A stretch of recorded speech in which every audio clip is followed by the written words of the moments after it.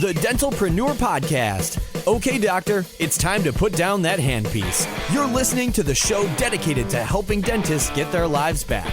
It's time to decrease your stress, increase your profitability, and regain your passion. Now introducing your host, Dr. Mark Costas.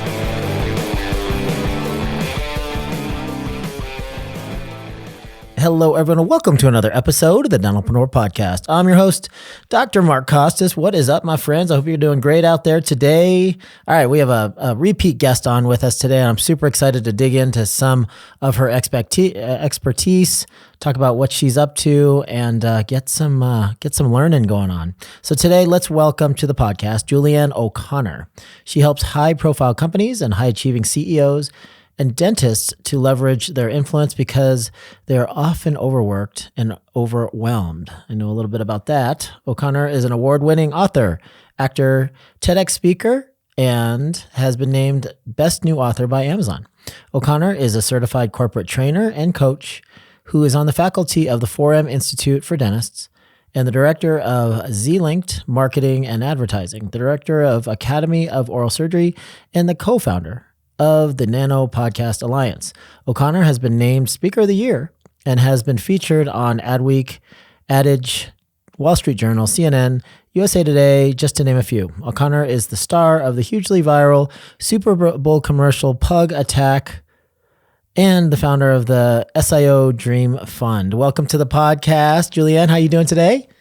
I'm good. Thank you. I didn't expect you to read all that. I got to shorten that down. No, it's good. It's good. I actually have watched your pug commercial. It's hilarious. Oh, yay. I forget. It's like one line. It's like, what are you doing to my dog, babe? Or don't hurt my dog. Babe, don't hurt my dog. Oh, you got it. Do you still remember the line? Yeah, I didn't get any credit for that. Like all these people were crediting some other famous actor that they thought it was at the time, who's like this comedian.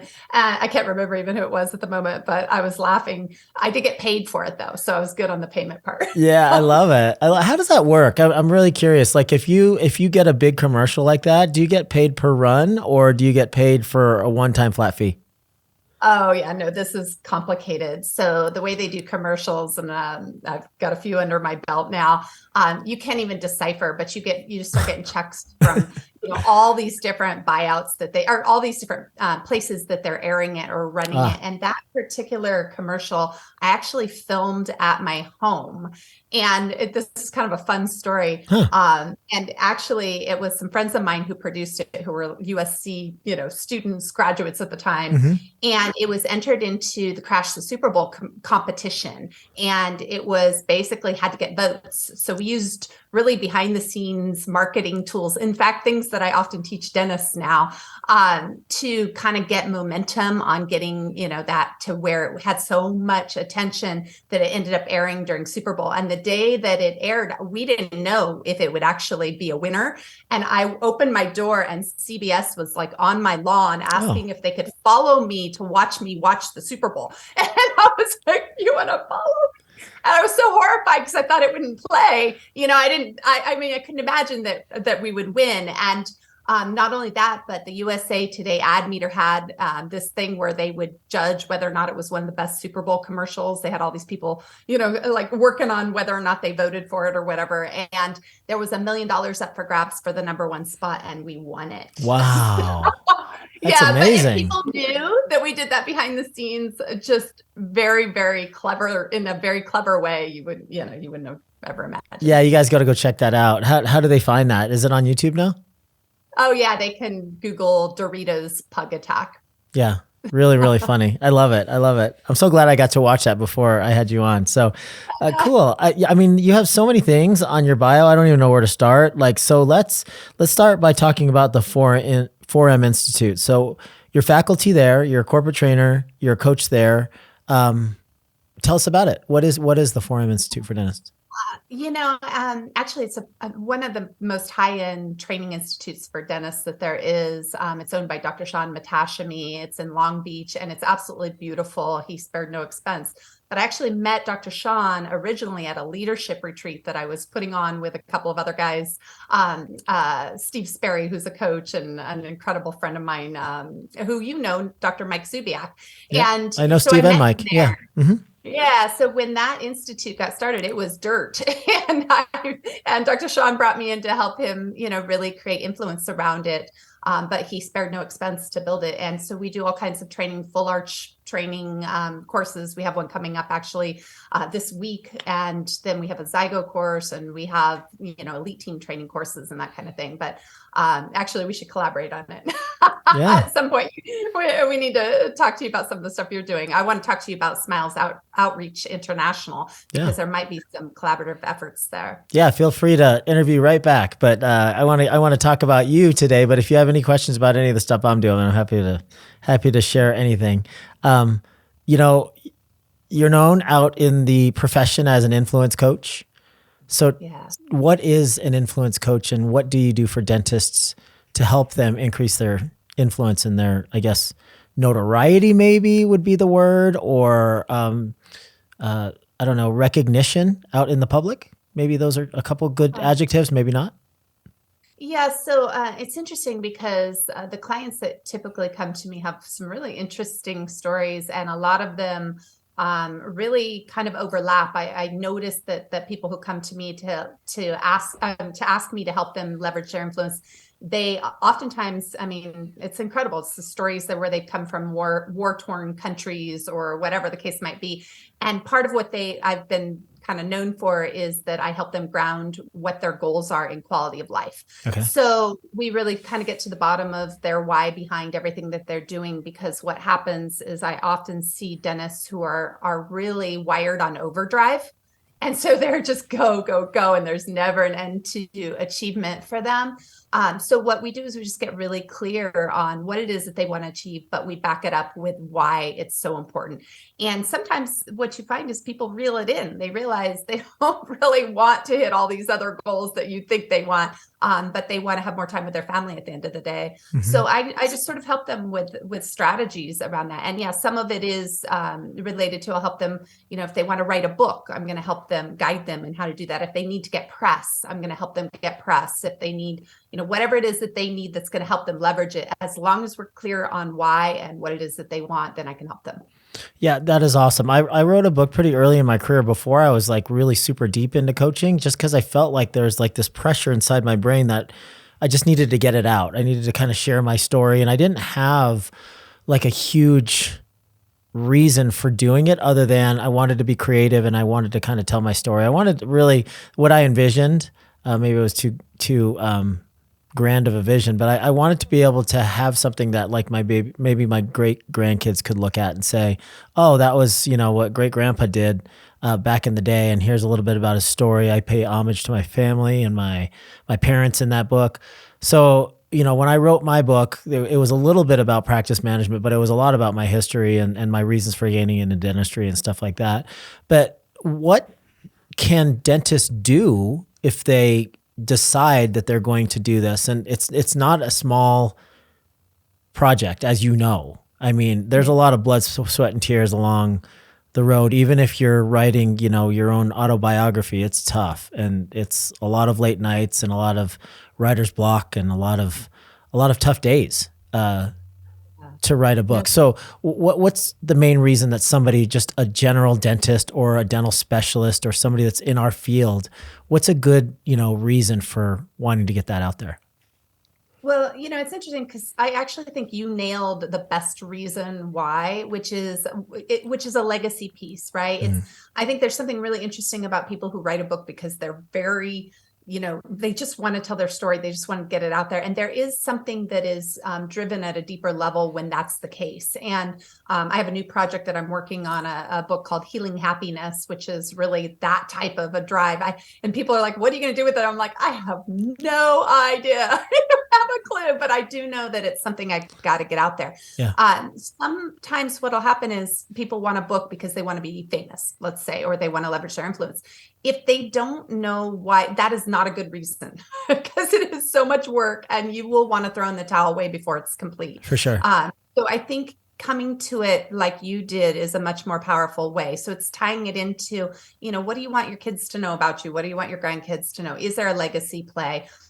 Or are you trying to accomplish something else? So when I think of you having, this sort of charitable cause, I think if that is something that's really valuable, then there's a play there. And there's always ways strategically to spin it, right? To give you the influence that you need around that. But if you're not clear on why, then I wouldn't venture into writing a book right away. I would get that clarity piece underway first. And then, there's lots of things, dentists especially, or somebody who's highly influential or already a high achiever, because their time is so thin. So they can do interview books. There's all sorts of things. I have resources now where I can, help them create a bestseller, but they're gonna start with doing it through an interview process, and then people can help them to write the book. So some dentists are not going to want to write their own book.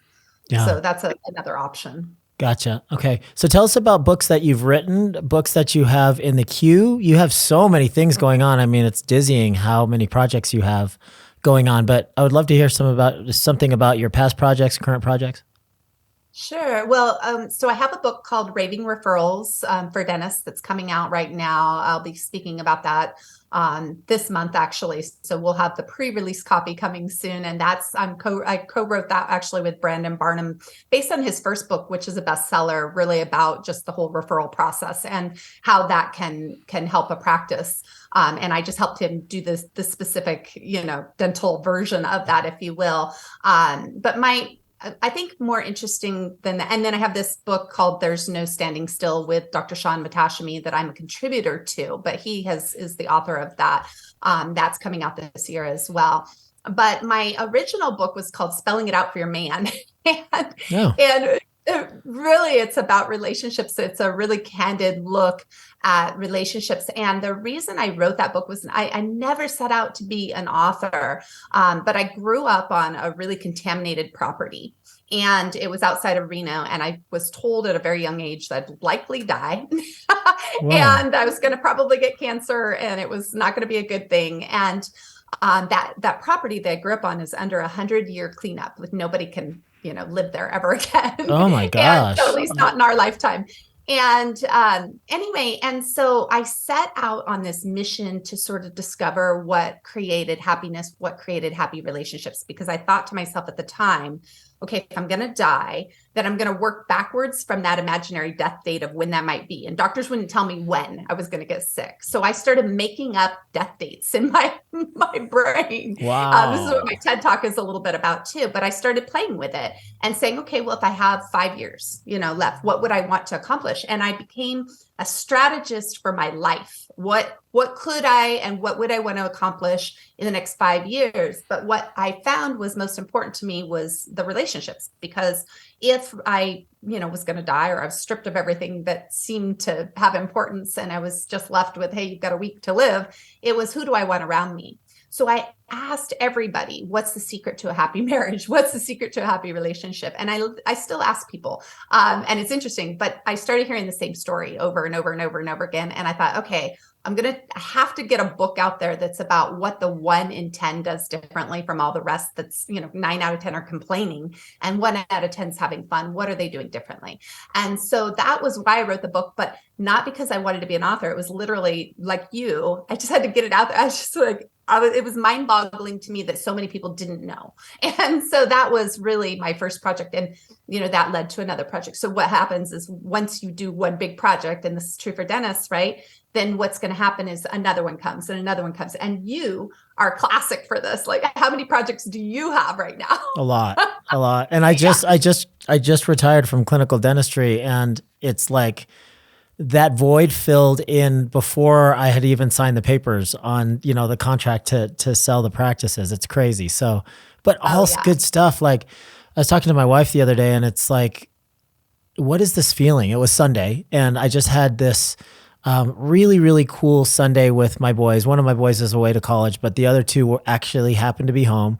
They're both traveling athletes. So they're either working out or they're on the road. We're either with them or, my wife and I are separated because we have a soccer player and a baseball player.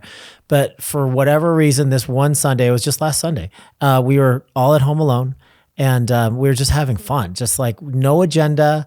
We got we made some breakfast and we were just hanging out playing board games and laughing so much that like our bellies were hurting. And we just had so few opportunities to do that together as a family where we're all in one place at one time.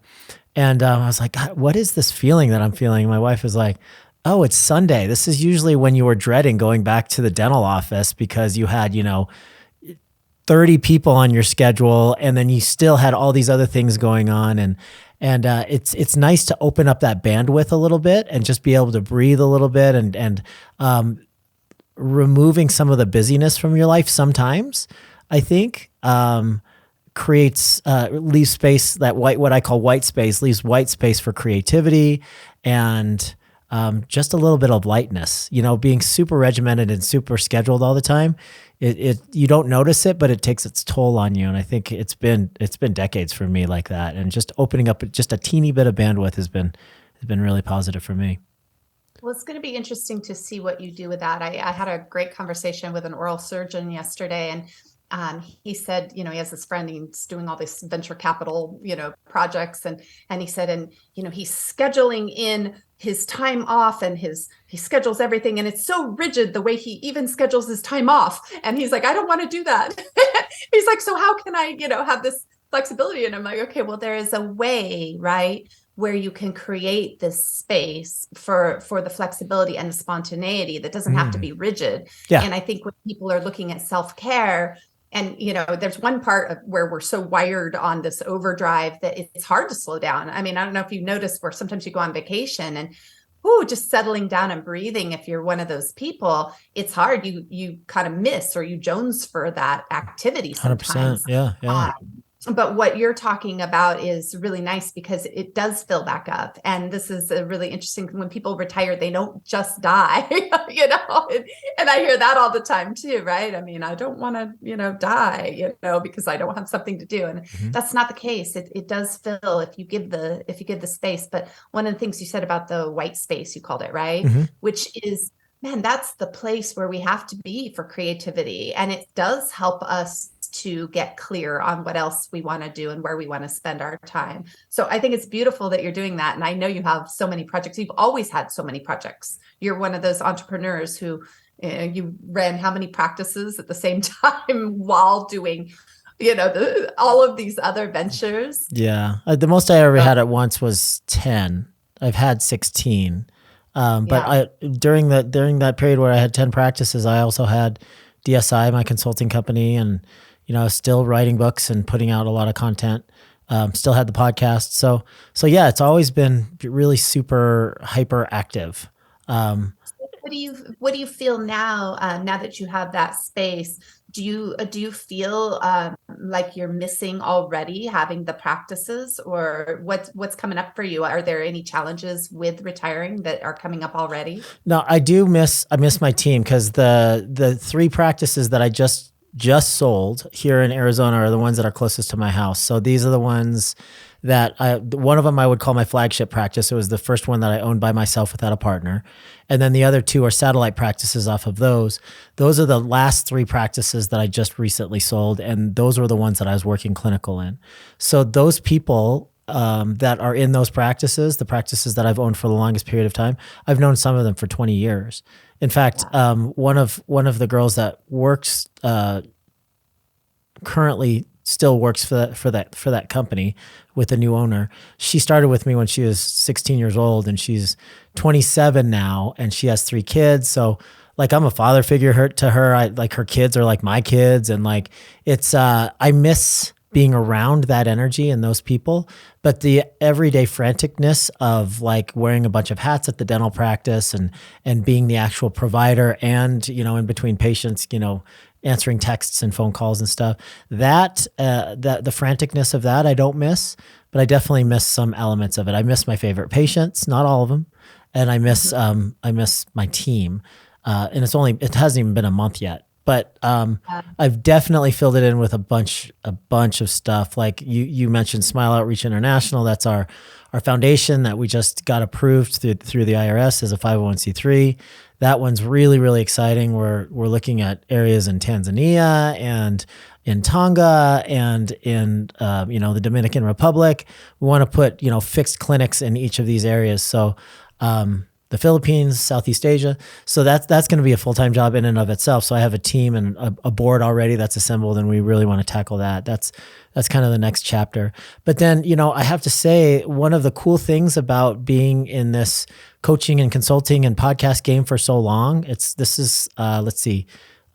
started the podcast in 2015. So we're on 8 years of the podcast, and this will be our 13th year of DSI. So the consulting company is a very mature company now. But over the years, I've been surrounded by and watched a lot of people within our organization kind of evolve into entrepreneurs themselves, which is fun. So I've had the great privilege of being able to take part in a lot of their new entrepreneurial ventures, and some of them do really, really well, and some of them just kind of fizzle, and some of them just kind of go flat. Go flat. But it's every single one of them that they invite me to be part of, even if I'm just an advisor, or even if I'm just somebody that helps them with marketing or directs attention towards this new startup, is a seed. So I have these seeds planted all over the place, and it's fun as I get later in my career to watch these seeds blossom, and then these blossoms turn into these big, real plants, and then trees, and like we have this forest of entrepreneurs that's kind of sprouted up from these original ideas that started 12, 13 years ago. So those keep me busy too, and I feel like a papa with all those like little seedlings that are flourishing now. So lots and lots and lots of things to do. Still really, really traveling a lot. I don't know if you heard me say at VOD that I traveled 68,000 miles last year. Yes. I was like, wait a second. Yeah, it's nuts. You enjoyed laughter with your children on Sunday. Yeah, exactly. And so I have a lot of really cool things in the works, but still traveling a lot, still speaking a lot. So thank you for asking the question, though. Yeah. Do you have the opportunity to take your family with you for some of that travel? Yeah. Yep. I kind of made it a point a long time ago. I'm like, if I have to be gone for a certain number of days or whatever the case, I will get a hotel room for my family and make sure that we all come together. And so that at least at night when I retire, I'm with them. I have little children now. I just adopted a 4-year-old, and I have amazing. her sister who's 2 now, and I have my biological is 13. But I can't handle being away from them or my husband for that long, It's hard. And I set aside at least a week trip for each of my sons individually every year, uninterrupted. Okay. So I have a baseball trip with one of them. I snowboard and go on soccer trips with another. And then I do missionary work with another. But Leslie comes with me. She gets to pick and choose. My wife gets to pick and choose her favorite places. Like we're going to San Antonio next week. The week after that, we're going to Nashville. This is work stuff, but she's coming with me. So it's really cool that we get to do that too together. Yeah, that's fabulous. I think that's such a gift when you can take the whole family with you. We have been sort of stuck for, I guess, 2 years now, because it's much more difficult to travel when your child is in foster care. You can't just get up and go with them. You have to get permission, go through the courts. And so it's been a lot less for us this last 2 years. I've been able to go with the older daughters individually, but it makes you realize how much that matters when you travel a lot, to be able to ensure that they're experiencing some of those experiences with you. So I think it's cool that you're able to do that. And I hope to be able to do that this year once this is complete. Amazing that you're doing that. Wow. You took them on as a foster parent, and then now you're formally adopting them? Yeah, we've had many children come through our home, and my husband and I always said we would have one and adopt one. But once you have, helped one, it's a can of worms. You start to see how much need there is. Yeah.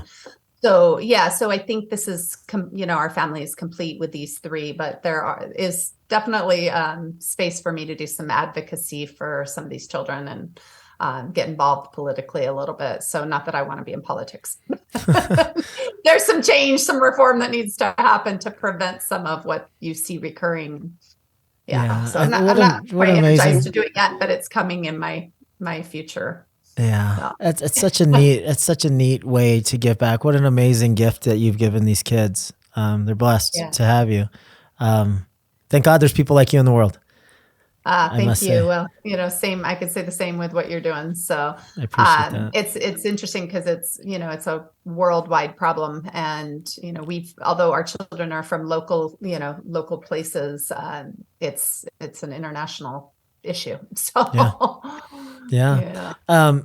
I want to switch gears a little bit because I'm dying to hear more about a couple of your projects. So can we talk about Raving Referrals that you wrote with Brendan? Can you tell us a little bit about give us kind of the overview, the table of contents, and what you guys cover in the book? Yeah, so really it's a bunch of really incredible strategies for getting referrals, and it's working with referral partners. It's being a champion for referrals. It's helping other people. So it's really a book about many, many different strategies. And so you could really it's one of those books you could probably open up anywhere in the book and get something out of it and just pull a tip and, help your team become a part of that. I think in dentistry, it's really interesting because I think the biggest issue is that people are overwhelmed by so much information of things that they could do. There's so many places people could spend money, waste money, you name it. And I think that there's an element of needing to be able to outsource more. So I think it's an interesting idea to work with the referral system, and maybe dentists need to look at, who on their team can help them take a tip and then implement it, Yeah. So that book is just packed full of incredible tips and all sorts of just opportunities and ways that people can leverage their influence as a dental practice to the local public through a referral system of using other industries as their referral partners. Got it. Outside of dentistry. Is that, can we find that on Amazon or your website, or where do the people? We'll be able to. Right now, we are finalizing the pre-release copy because we are taking it with us to Las Vegas at the end of the month. But it'll have a wider release probably in a few months. Awesome. So. Okay, I'll be keeping my eye out for that. So back to your work with dentists on influence. Outside of writing books, can you give us some more tips on how we can be more influential and what the benefits to our actual practices can be if we become more influential? Yeah. So, it's interesting because dentists already come with influence, right? Because dentists naturally have credentials that are substantial. They come with a doctor title. Mm-hmm. So there's a level of influence that's already there with a doctor. I think what they don't tend to do is really figure out how to package themselves and how to really present themselves in the public. So whether they take what they currently have or whether they want to create more influence, I have a lot of people who will come to me because they're already speakers, they're already influential, and they're similar to people like yourself they're entrepreneurs outside of their dental practice, sure. Right? Mm-hmm. So there's two totally different strategies, because one is direct to the public, and one is working with their partners and creating more influence with the people who are going to buy their books or buy their products that they've invented or that type of thing. So it kind of depends B2B, on B2C. Yeah. Yeah. So you have totally different ways of going about it. Mm-hmm. But yeah, so it's everything. It's like, I'm sitting here looking at you laughing because I'm like, oh, well, there's podcasting, right? There's being a guest on podcasts. But I think the one that is been most interesting for me is really getting down to what's important to those doctors about giving back. And if people can learn to give back, what they can do is they can create PR and press around their generosity. So what dentists, lose sight of, I think they get so busy so often that they forget to partner and or become part of a charitable cause of something that's bigger than themselves. So I think, one of the keys to happiness is that you're always growing and you're always giving. I guess that's two keys to happiness, but I never said I was a mathematician.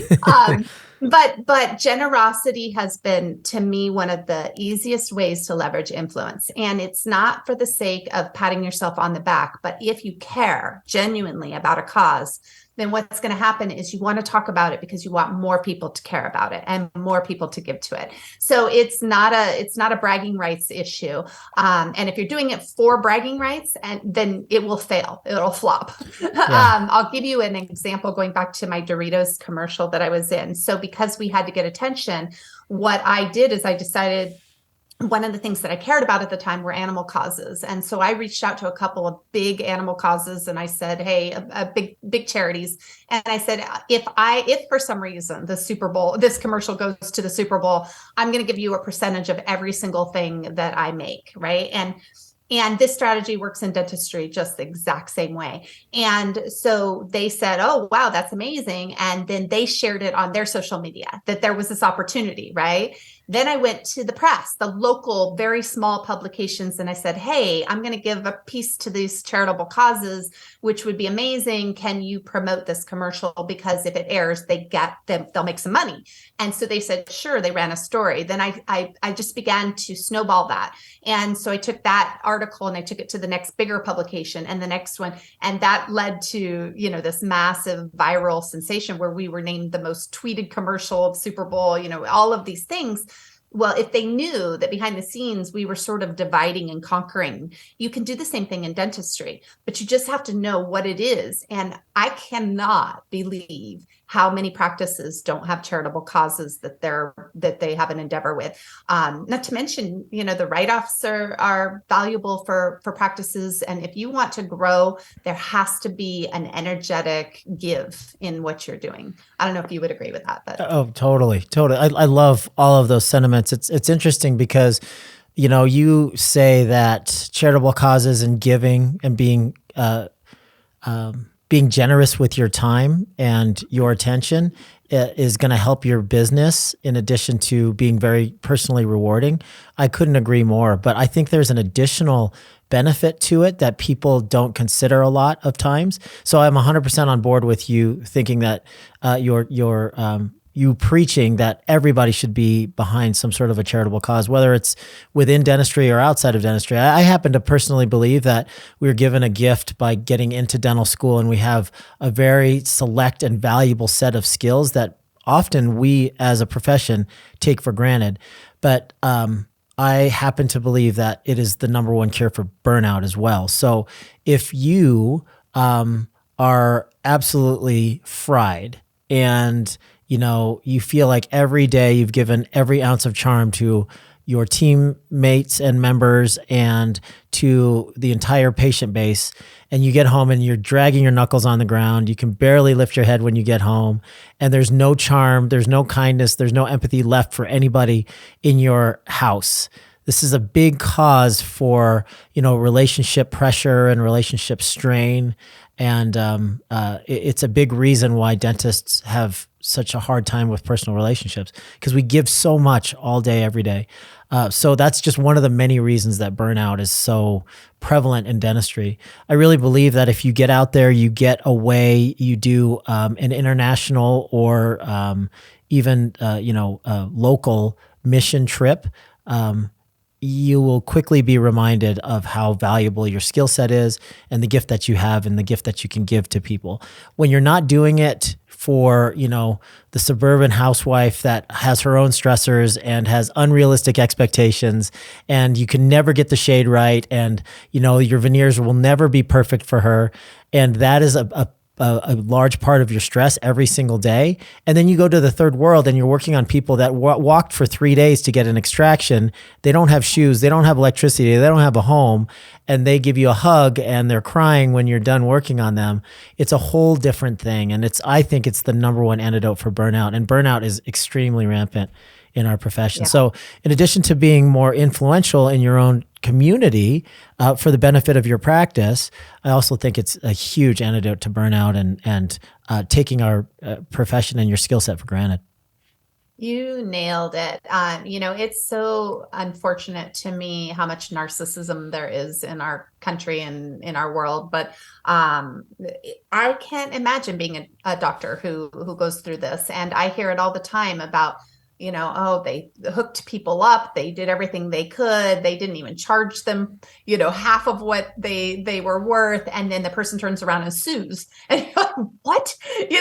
And people who are just constantly, their heart aches over the lack of appreciation for what they do. And when you can shift that and you can have somebody who genuinely is grateful for what you have done. And I think that everyone has some patients like that too. And they know that those are the ideal patients, right? You want to work with those people who make you feel like you've done something beautiful. And but when you take it to a third world country and you do that kind of thing, then it's a whole, and you have the opportunity to reset in a new way because you change your sights, sounds, surroundings, everything, and you slow down a little bit probably. Yeah. So what is the plan? Because I was Googling, trying to figure out what you're doing with Smiles Outreach International. So can you share, or are you keeping it top secret right now? No, there's no secret to it at all. In fact, our website is under construction right now. It should be done very, very soon. I don't know if it's up yet. We might have like a landing page or something up, but it is going to be smileoutreachinternational.com, or it might be .org. I'm not sure.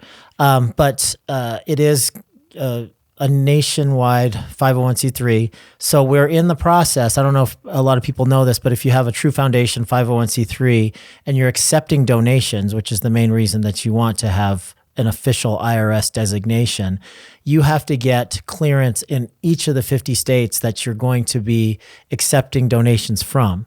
So if I'm based in Arizona and I have a large, say, gala. We're going to have a gala in San Antonio. I'll get to that in a second as our first fundraising attempt. If you have a gala, say, in San Antonio, I can, if I don't have all of the approvals for donations in all 50 states, if somebody writes me a check from Arizona, I can't utilize it for the charity.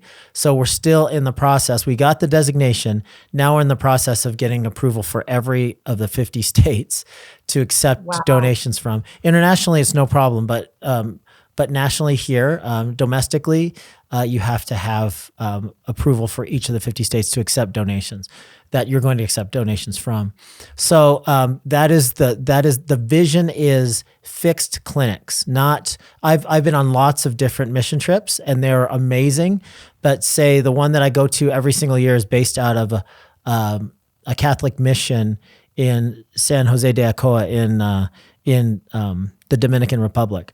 So we assemble there. We all stay in the dorms at the Catholic mission, and every day we load up several trucks with all of our equipment that we leave there year round, and we go out into these very, very remote villages. We set up in abandoned schoolhouses under tents, and then people line up, and then we just do our thing all day, every day, and we go to a different village every single day. Amazing. But logistically, I think that it's going to be more impactful if we find a spot and build a permanent facility, have a caretaker, have several other missions. If they want to have access to our facility, they can use it throughout the year, but we'll go there at least once a year. And I want to use the microphone. I want to use my influence that I currently have, not just for people to show up to my live events for profit. I would love for people that are fans of the podcast or come to my live events to raise their hand and say, I'd love to come and work on, work in one of your missions. So that's kind of that's the goal at this point.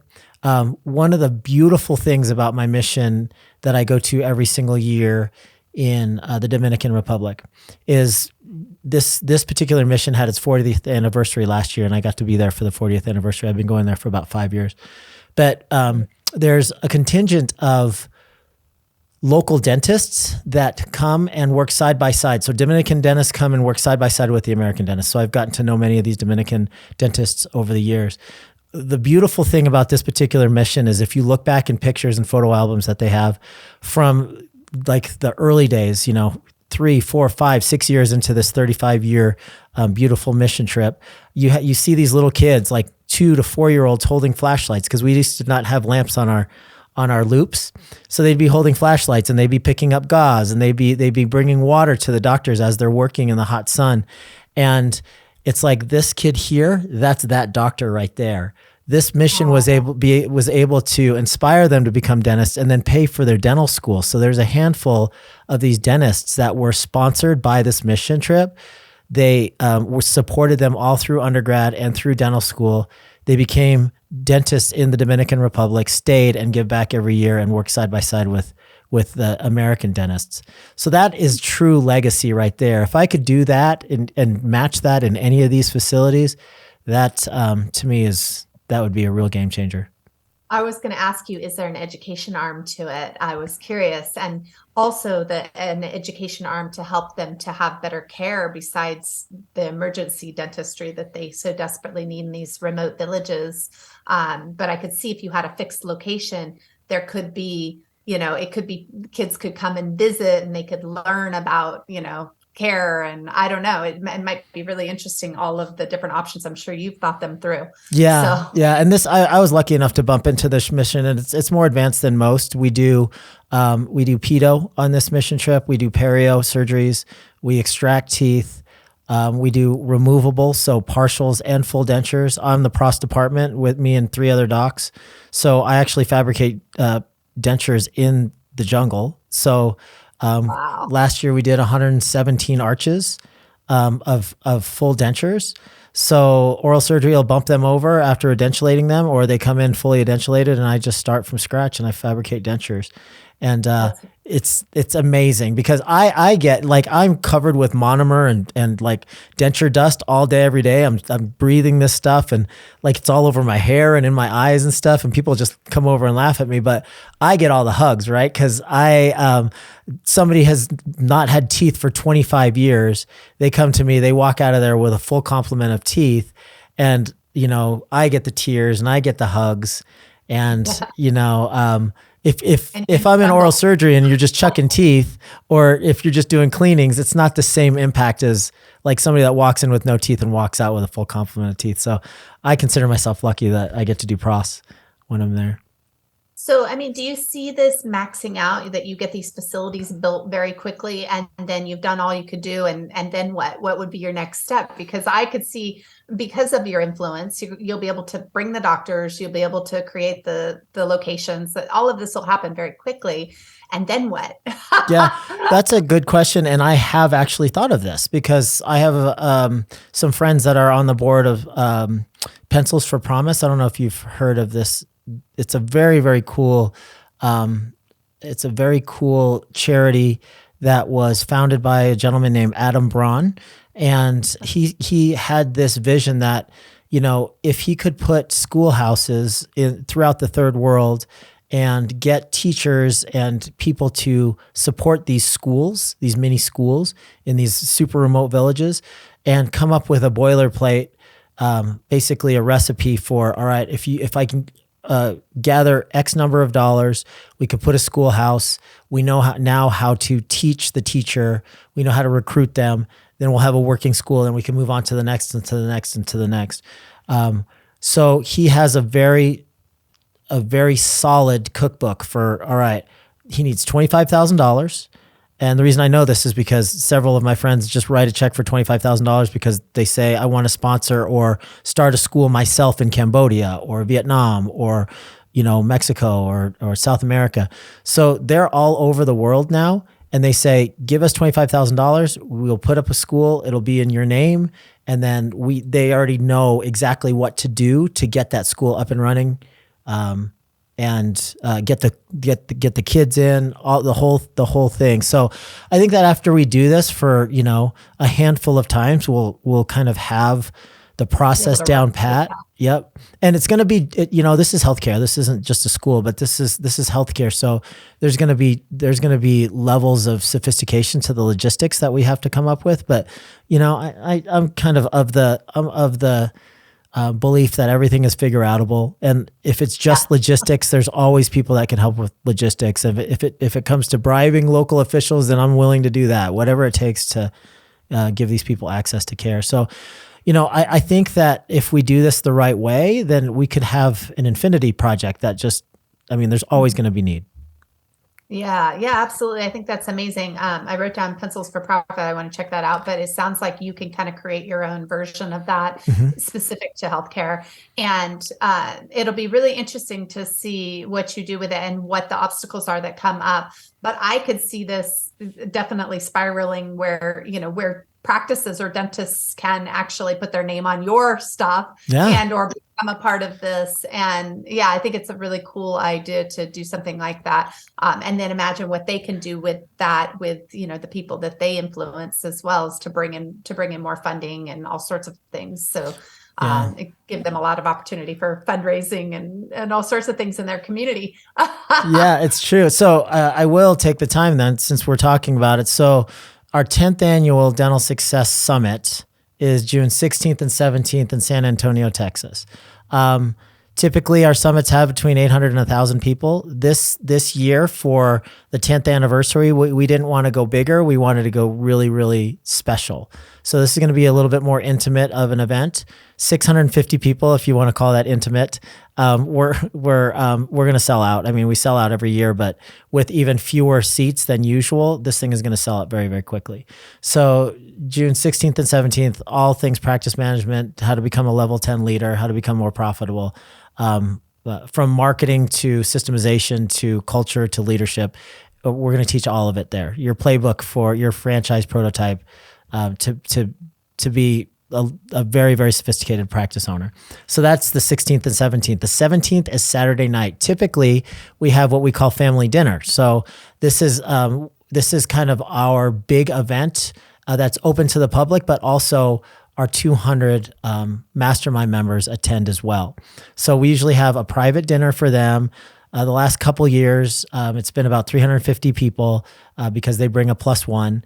And we rent out a restaurant right there, usually right in the hotel, and we have a white attire party, which is really cool because everybody's dressed in white, and it's really cool for pictures. And we try not to drink red wine on those nights, but so we have a white attire party for the last several years. This year, that Saturday night, instead of the white attire party, is going to be a formal black tie gala, and there's going to be the red carpet, the whole thing.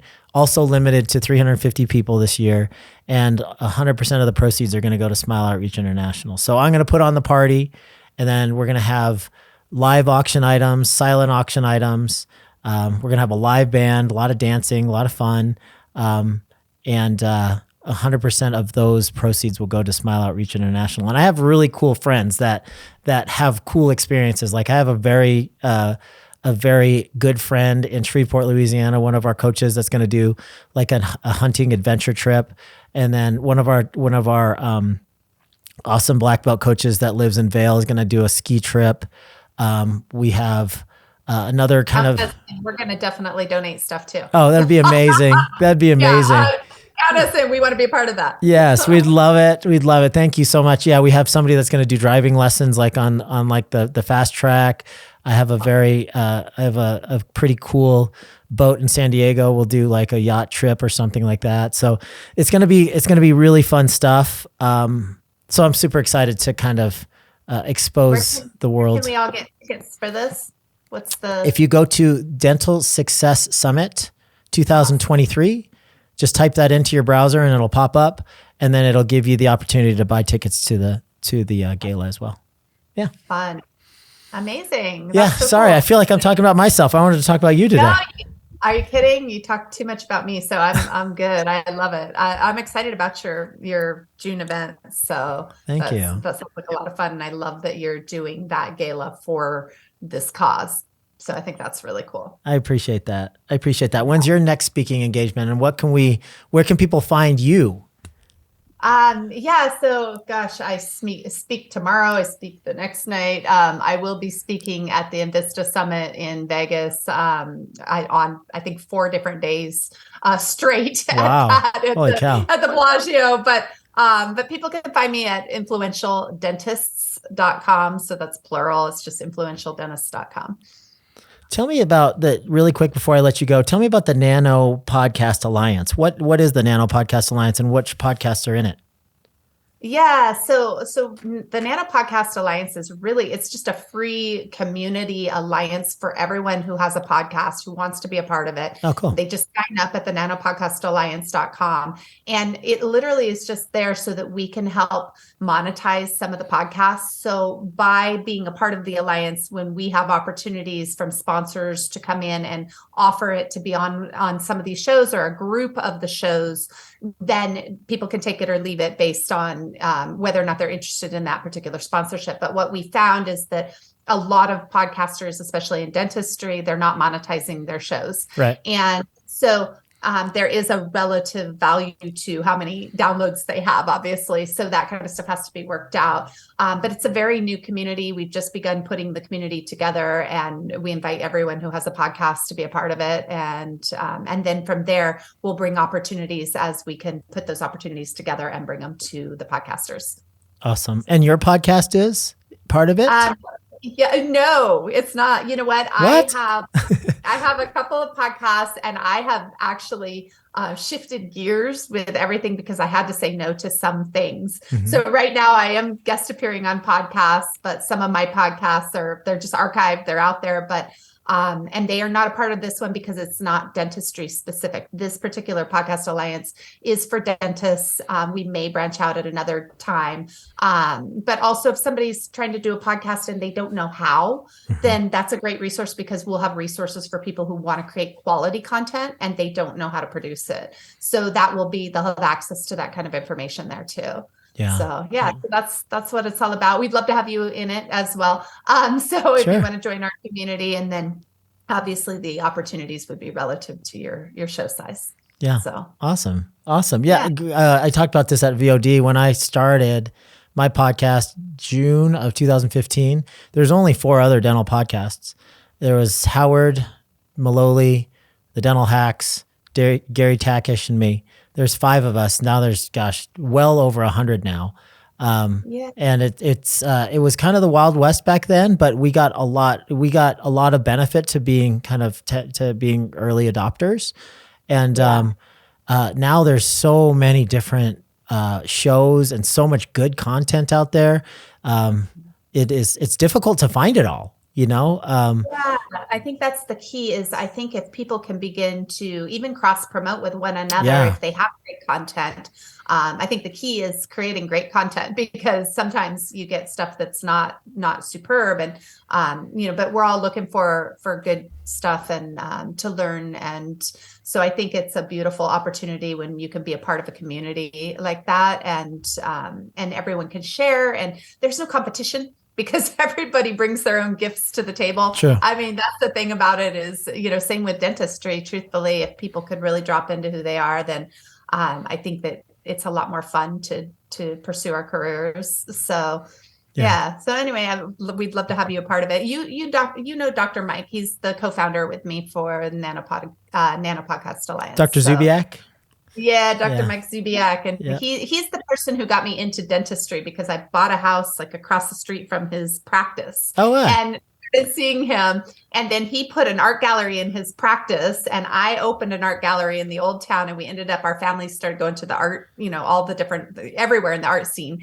And we got to know each other really well. And he was my first introduction into dentistry, 15 years ago. Wow. Or something like that. You live in Camarillo as well?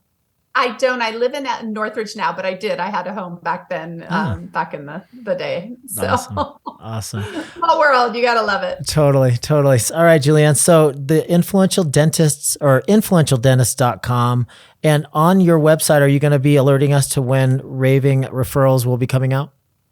I'll make sure that I update it with all of the books and all of that good information. So, and otherwise through my social media, they'll be able to find me too. So I'll make sure that's all on the website. All right. Well, everybody go check out the Doritos commercial. It's hilarious. I guess on YouTube, Pug Doritos commercial. You should be able to find it. Yeah, Doritos Pug Attack. Doritos Pug Attack. Okay, awesome. All right, thanks so much for having me on your show. I really appreciate it. I appreciate your time today. Ladies and gentlemen, Julieanne O'Connor.